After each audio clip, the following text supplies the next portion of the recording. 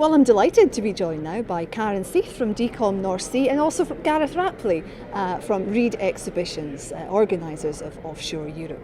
Welcome to you both. Thank you for joining us in OETV.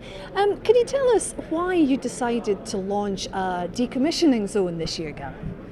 Well, Offshore Europe's always been an event which is by the industry, for the industry, and over a large number of years now we've seen decommissioning technologies coming in along with areas like deep water and other areas of the industry, and there's been a growing interest from our exhibitors and visitors around the decommissioning sector. And with industry trends moving the way they are towards the decommissioning sector, we felt it appropriate to reflect the needs of our customers. As I say, we are by the industry, for the industry, and decommissioning is playing an important role going forward. And we're delighted to be working with Decom North Sea on this exciting new area for 2017. Excellent. For those of us who live and work in Aberdeen, we all know about decommissioning and decom.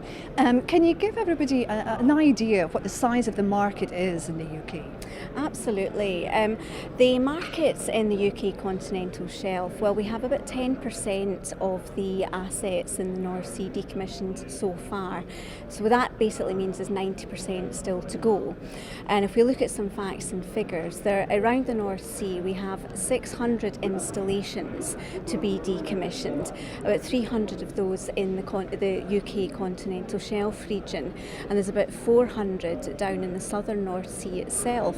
There's also 25,000 kilometres worth of pipeline, 10,000 of which is in the UK continental shelf region, and if we look at wells alone, you're talking over 500 wells to be plugged and abandoned in the southern North Sea, and over 5,500 wells to be plugged and abandoned in the North Sea itself.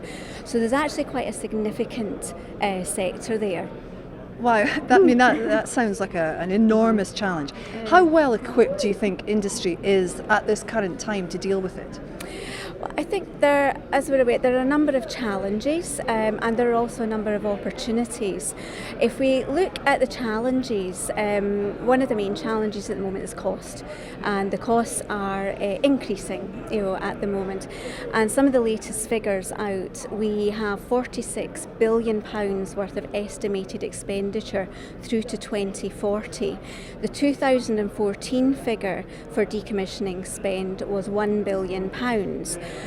And over the next 5 years, that is estimated to increase over to about £2 billion. So that's a significant cost increase.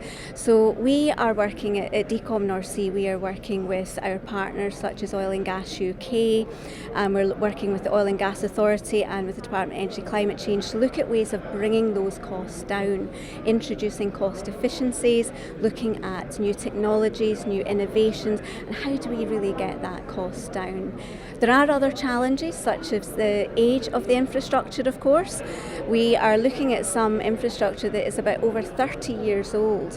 When it went in the first instance, they were looking at a life expanse of about 25 years. So it's now over what was expected. And then of course you've got the whole challenge around about knowledge, lessons learned. There are not a huge amount of decommissioning programs taking place to date, but we need to look at what has taken place, take those lessons learned from past and current projects, and make sure we use those for future projects as well. It does sound that there are a tremendous amount of opportunities, but not just for companies in Aberdeen and the North East, but throughout the UK to get involved with this, because we're hearing so much about the economic challenges that the industry is facing at the moment due to the low oil price.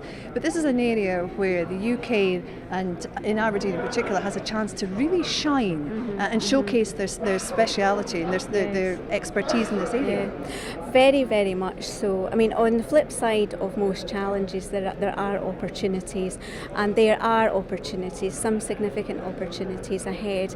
If we talked about some of the facts and figures with the number of wells, the number of assets that are to be decommissioned. That is a lot of offshore opportunity, but there's also significant onshore opportunity if you think about the infrastructure that needs to come onto the shore. So if you think about the ports, the harbours, the decommissioning yards, there's a great deal of opportunity for these. Absolutely, and where better to showcase the opportunity than here in the new zone. What is all on offer here during the exhibition, Gareth? What companies have come and what's being showcased? Well, we have a wide variety of companies here during the week of Offshore Europe. We have more exhibitors than ever before, with just over 1,500, and a lot of those companies are showcasing technologies appropriate to decommissioning and how they can utilise their expertise to help with the decommissioning sector.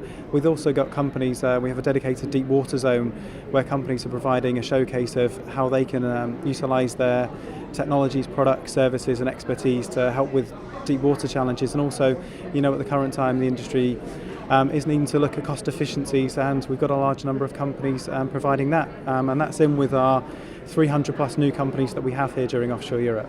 So Offshore Europe, it doesn't stand still, it changes, it responds to demand.